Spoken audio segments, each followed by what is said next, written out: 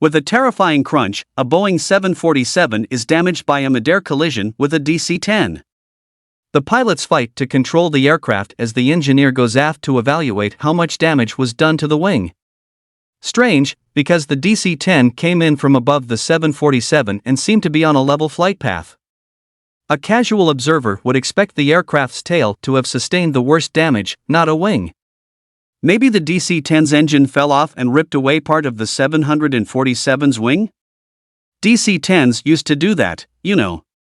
When the engineer opens the hatch to the passenger cabin, he stops, transfixed by what he sees. Bill is an accident investigator with the FAA.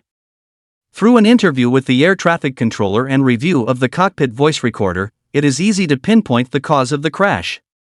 The air traffic controller was suffering from a severe headache and juggling too many incoming flights. He accidentally placed the 747 and DC-10 in the same approach path. However, there are a few strange facts. Some digital watches recovered from the hundreds of bodies are running backwards. Also, on the voice recorder, the engineer can be heard screaming that all of the passengers are dead, burned up. This is prior to the crash. The man's reaction is an oddity, but of no concern to Bill. His focus is averting further disasters. The SAT investigator determines that the mishap was caused by human error and a lack of technology to prevent such errors. One man does ask some strange questions during the initial press conference. Dr. Mayer inquires if anything out of the ordinary or inexplicable was discovered. The physics genius already knows that strange events or artifacts can be associated with some airline crashes.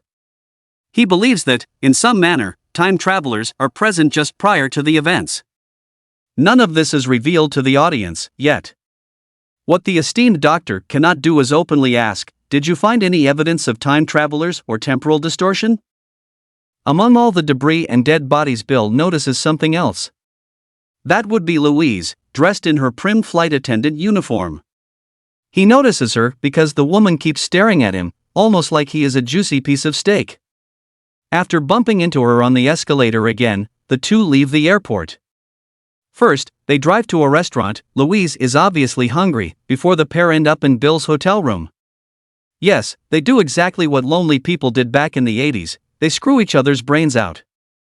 There were apparently a lot of lonely people during the 80s. After the sex, Louise begins acting very possessive. She begs Bill not to go in the next day, pleads her new beau to stay with her, and even cancels his wake-up call.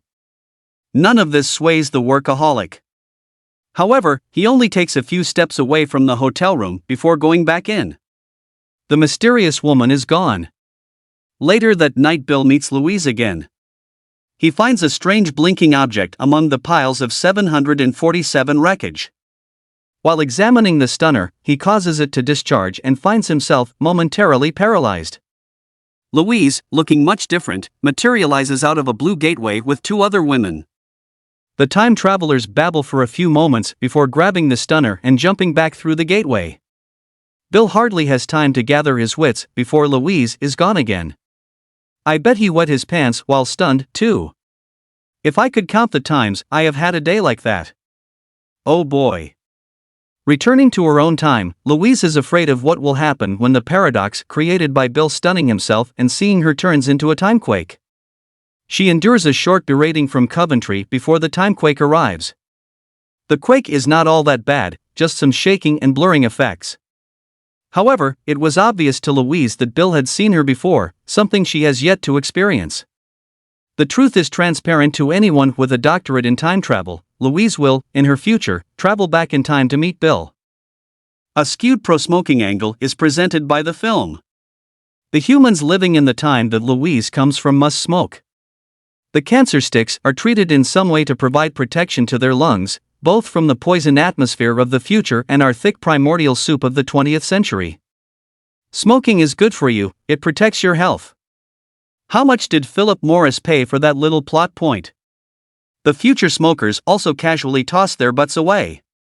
The burning refuse is instantly disintegrated by some sort of laser beam system. Bizarre. I would be deathly afraid of a malfunction in the automatic laser rubbish zapper. Imagine dropping a contact. Zap. All gone. Damn it to hell. Plus, they cannot have those in every single room, can they? The people from the future are rescuing would-be plane crash victims to help the human race survive. Everyone in Louise's time is sterile. By snatching people who are about to die anyway, they avoid paradox and secure a breeding population. I imagine a chartered flight full of nursing home residents would not be rescued. Commercial aircraft crashes are well documented, allowing the time travelers to get a fix on the target.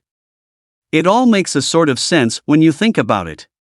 Each time a rescue mission is executed, Louise and her team must take the plane, like in Air Force One, but with less shooting. They dress like the stewardesses and are gated aboard into a vacant area, such as a lavatory. Then, careful not to raise the alarm, the operatives set about replacing the crew, except, in some cases, the flight deck, and stunning the passengers unconscious. Once everything is under control, a temporal gate is used to engulf some part of the aircraft, the rear in the operation we see, and the passengers are moved off. Shambling duplicates march aboard that match the passengers in every respect, and the aircraft is allowed to complete its journey into infamy. The modus operandi might be made more difficult in today's world, with the availability of DNA testing. Of course, that could be easily explained away by the future travelers using cloned bodies. Okay, not that easy, because now they have to obtain a tissue sample from every crash victim prior to the mission. Why the digital watches discovered are all running in reverse is now explained. I guess. Tell me again why replica digital watches from the future would run backwards.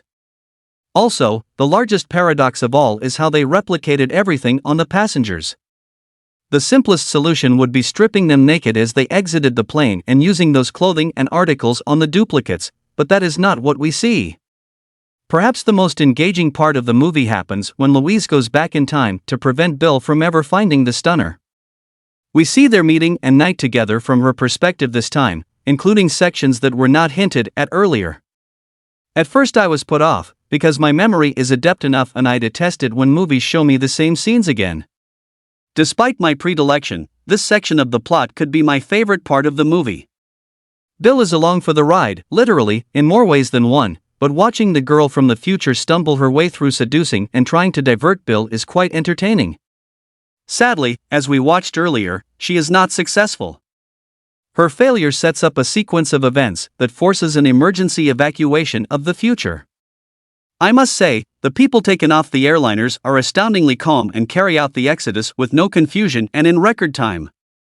Bill and Louise step through the gate and disappear. They are transported to another time and place, saving their lives, and allowing them to fulfill a destiny to repopulate the Earth. As a cataclysmic explosion destroys the gate and the blast wave engulfs him, Sherman the robot quotes Winston Churchill, "This is not the end. This is not the beginning of the end. It is the end of the beginning."